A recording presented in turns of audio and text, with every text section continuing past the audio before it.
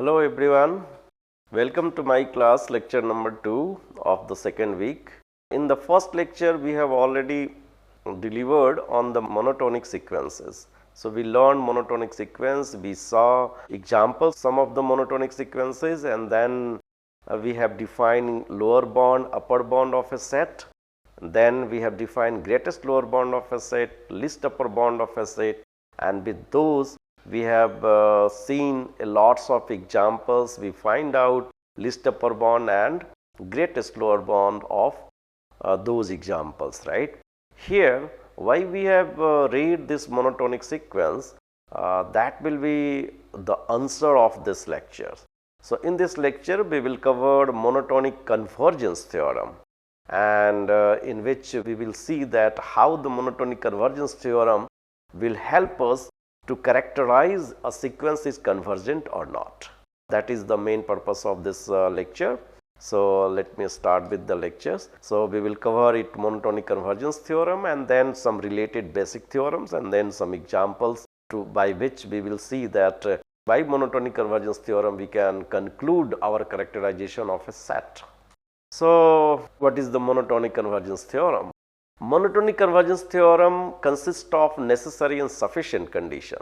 So a necessary and sufficient condition for the convergence of a monotonic sequence is that it is a bounded sequence. It must be bounded sequence. For necessary, let us so I will prove the first necessary, and then we will see the condition is sufficient or not. So for necessary, let A and be a monotonic and convergence sequence. So I suppose that it is given as it's a monotonic sequence and it is a converging sequence. So we know that every convergence sequence is a bounded sequence. So that's the proof. That means since either it is monotonic or not monotonic doesn't matter. Since it is a convergence sequence, that's why it is a bounded sequence. The condition is sufficient. So let's suppose that a monotonic sequence is given and it is a bounded sequence. For time being, let's suppose An is a monotonic, and we suppose that N is a monotonic increasing sequence.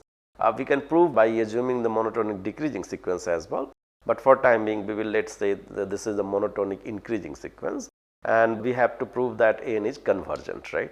So let a set S is equal to An with the range of this sequence An. So we have already defined a range set, right? So here it's a range set, as you can probably remember these things. So let's say this is a sequence, then it's a range set 1 minus 1, 1, 1 minus 1, and so on. How many distinct elements it has? This is a 2 elements. So the range set is this one, the range set is this one, right? So I have to collect all those An which are the range of that sequence as S, and then S is a bounded above, since the sequence An is bounded above, right? We have already told that it's a monotonic increasing sequence. So bounded above, by order completeness property, S has the least upper bound. So let P is the least upper bound of this set S. So we now show that An is converges to this P, and that's why that leads to the sequence is converging sequence. So for epsilon is greater than 0, P minus epsilon is always less than a P, right? So P minus epsilon cannot be an upper bound by the definition of upper bound, in which we have already shown that U is the upper bound, then any other bond V must be greater than of this one. Then you become the least upper bound. Then you become the least upper bound. So same as here, P minus epsilon is less than P, it cannot be an upper bound, right? So there exists some Am belongs to S such that Am is greater than P minus epsilon, right? Do the same thing, since N is monotonic increasing, therefore each An is greater than and equal to Am for every N is greater than M, right? And we have already seen that Am is greater than P minus epsilon. So using this property P minus epsilon, and this will leads to An is greater than and equal to P minus epsilon, right? So once you have this P minus epsilon, then P is the supremum, right?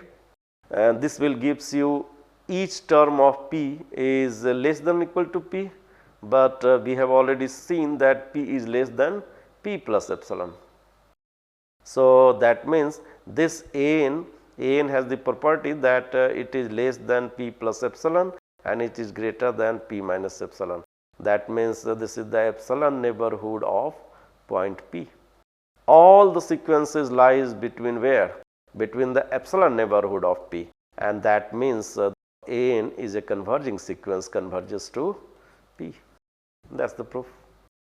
What are the corollaries? A monotonically increasing bounded above sequence converges to its supremum. Similarly, a monotonic decreasing bounded below sequence converges to greatest lower bound at its infimum. And how to prove this? The proof is already done here, right? These are the proof for any type of these things. Every monotonic, some basic theorem, every monotonic increasing bounded above sequence converges to its least upper bound.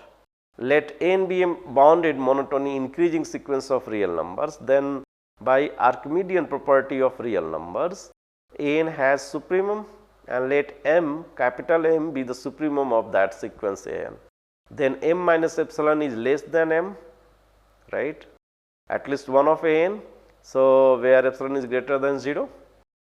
Since n is bounded monotonic increasing sequence, so m minus epsilon is less than n is less than a small n is greater than or equal to m and is less than m plus epsilon.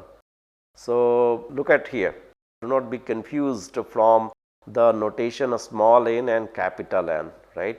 So, what we have already assumed? We assume that n is a bounded monotonic increasing sequence, and by Archimedean property of real numbers, n has the supremum. So, supremum is nothing but it is the least upper bound.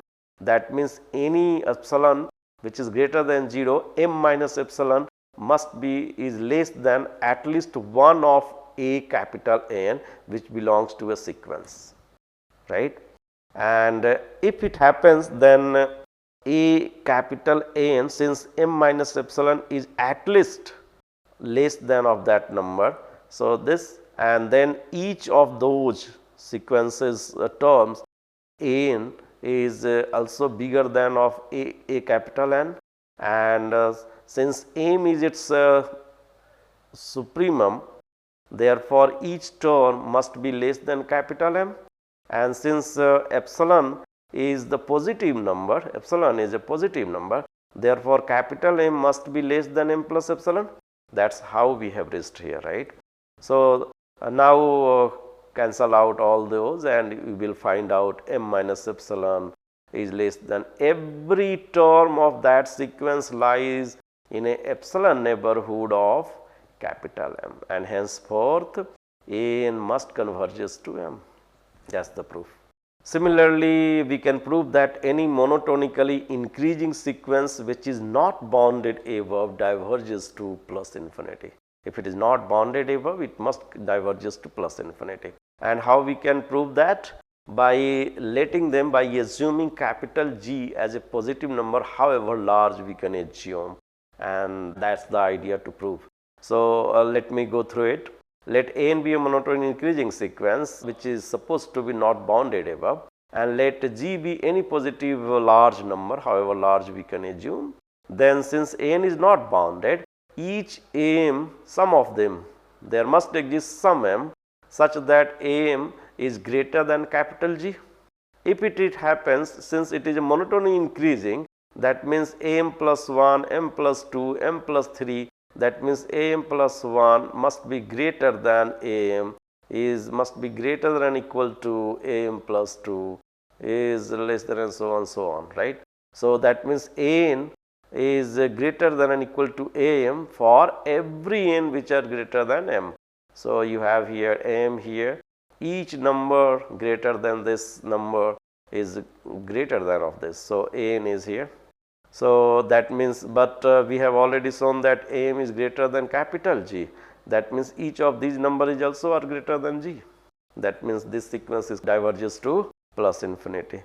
Similarly, we can show that a monotonically decreasing sequence which is not bounded below must diverges to minus infinity.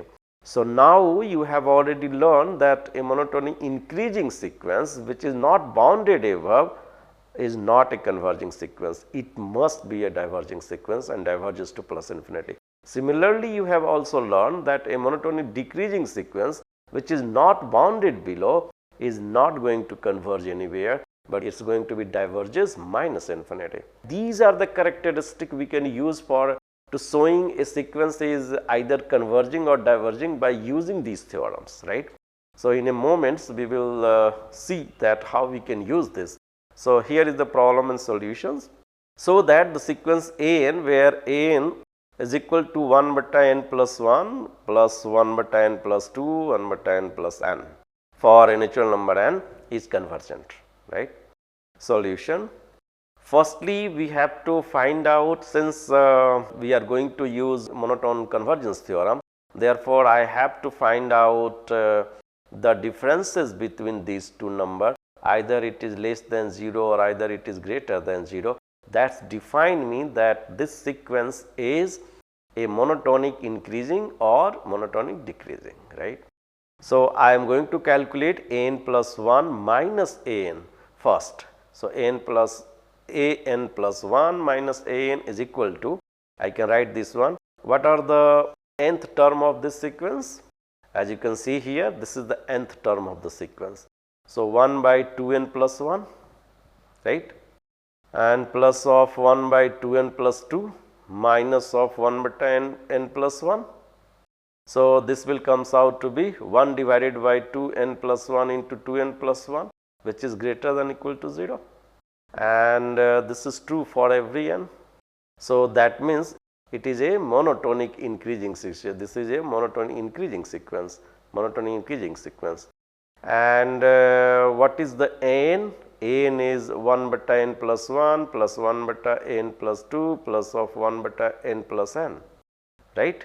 It is given here, since see here it is given, all those are the n terms.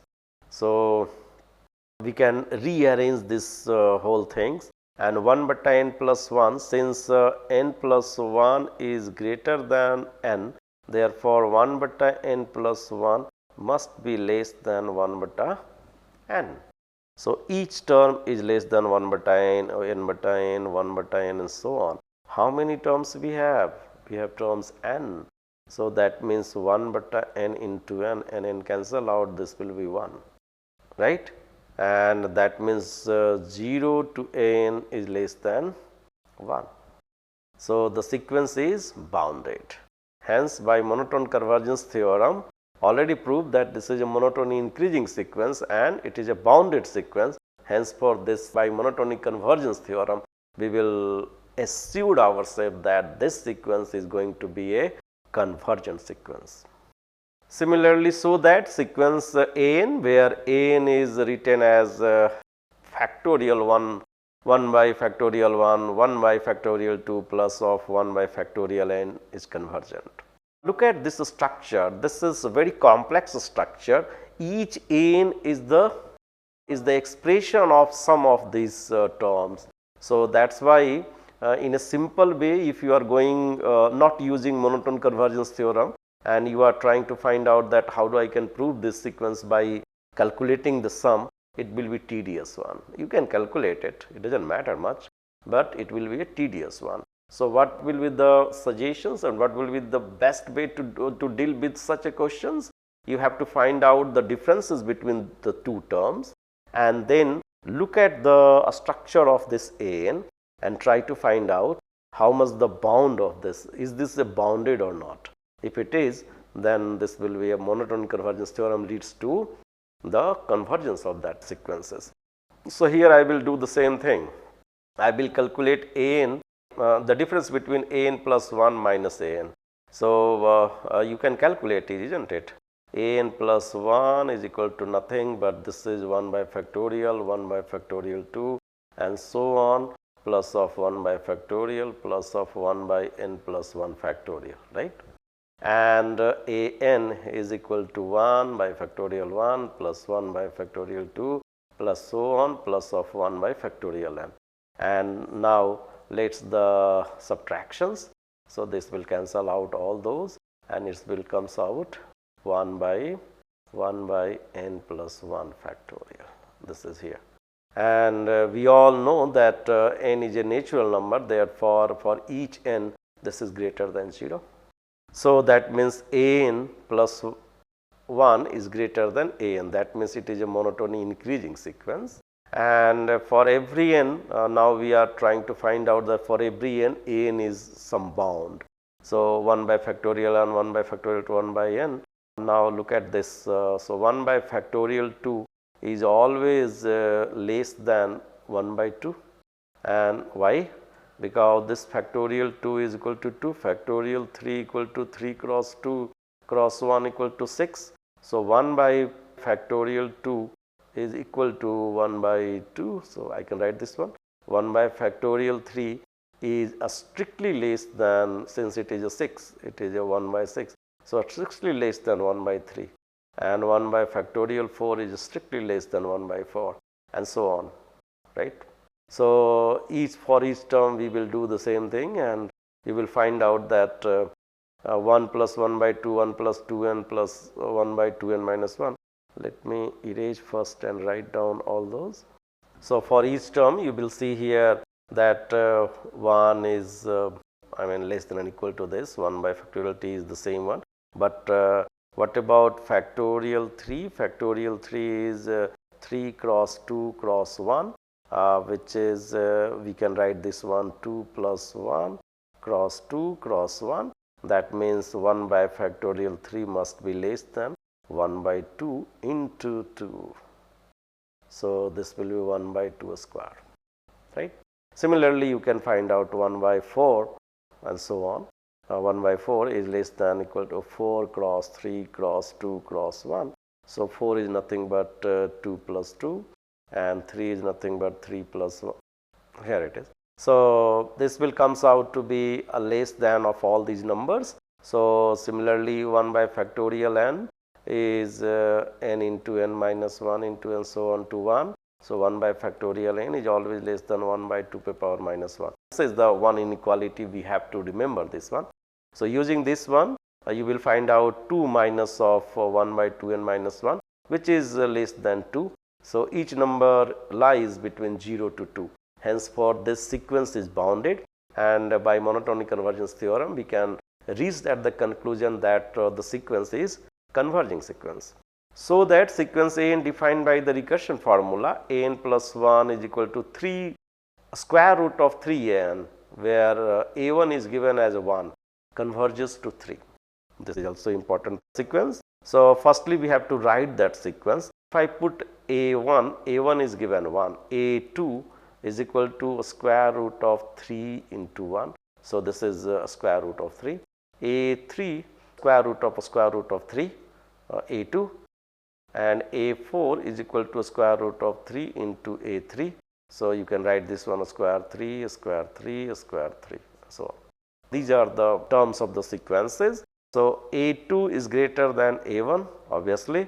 a3 is also greater than a2, and this will makes us am plus 1 is greater than am, which implies a square root of 3am plus 1 is greater than 3am, and that means am plus 2 is greater than am plus 1. Thus, by mathematical induction, the sequence A is a monotonic increasing sequence. Why we are not taking differences? The difference does not lead anywhere. That's why we have to use in a tricky way. We have to find out that am plus 2 is greater than am plus 1. By mathematical induction, we can prove that this is true greater than 0, and this will lead to the monotonic increasing sequence. So a1 is less than 3, a2 is less than 3, henceforth a3 is less than also 3, and so on. So using this one, you will see that each am of that sequence is less than 3, and which leads to a square root of 3 am is also less than square root of 3 into 3. So am plus 1 is less than 3. That is how we calculate this.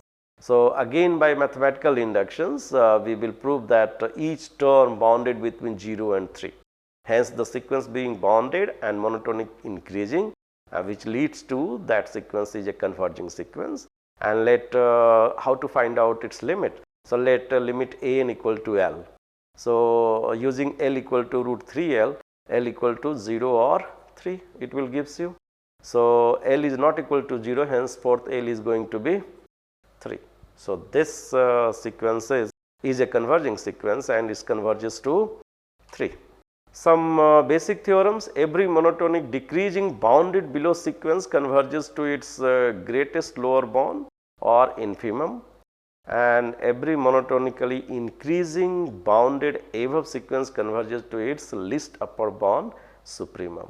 I am going to prove the only one, and on the similar line you can prove with the other one. So, I am going to prove for the greatest lower bound or infimum. You can prove for the supremum on a similar line.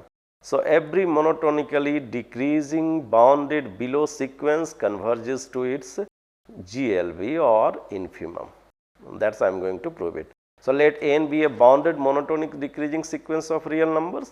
Then by Archimedean property of real numbers, n has infimum. So, let m, a small m, be the its infimum. Let us small m be the infimum.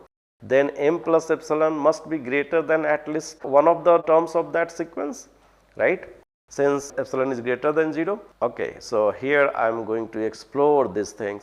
So, let us say these are the sequences or sets, right, and let us say this is small m be the infimum. Any number epsilon, if you are putting here, adding here, then there are thousands or at least one, not at least one, but infinite numbers of terms of that sequence must lie here.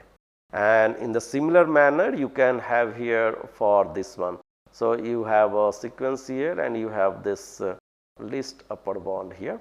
Then if you decrease by epsilon itself, that means here you, then m minus epsilon to m contain at least one or at least this implies many of the terms of that sequence. That is the idea behind infimum and supremum. So, since n is bounded monotonic decreasing sequence, so m minus epsilon is less than n, and which is less than each term of a small n is less than a small m, which is its infimum, and which is less than m plus epsilon, as we have already done. So, cancel out all these and you will find out that the each term of the sequence lying epsilon neighborhood of m. All those sequences, the terms of that sequence lies in this. That means this sequence is converging and converging to where? Converging to this point L, m. So, that is the proof. You can prove the other way, the different way. That means the least upper bound, any monotonically increasing sequence bounded ever must converges to the least upper bound. That will be on the similar line. Now, look at problems and solutions. So, that a sequence n 1 by n is convergent. We had already done a lots of time, but look at here. So, here n plus 1 minus n is equal to 1 by n plus 1 minus n. Here it is not like this, but here it is 1 by n only, right. So, you have n plus 1 minus of n, this will gives you n into n plus 1 minus 1. N and n plus 1 are the natural numbers, therefore, this is going to be negative number, less than 0, and that means n plus 1 is less than n, and hence this is a monotonically decreasing sequence, and for every n is a bounded below, right. So, hence by monotonic convergence theorem, it is a converging sequence. So, this is the end of this lecture. I believe that you learn at least monotonic convergence theorem, its application, or to prove that a sequence is converging to its least upper bound or converging to its greatest lower bound. We have already shown 2 theorems and to another basic theorem, in which we have proved one theorem, and I believe that you will prove the another theorem on the similar line, and those applications to show that a sequence is converging or not by using the convergence theorem and basic theorem will be a very good applications of this lecture. So thank you so much.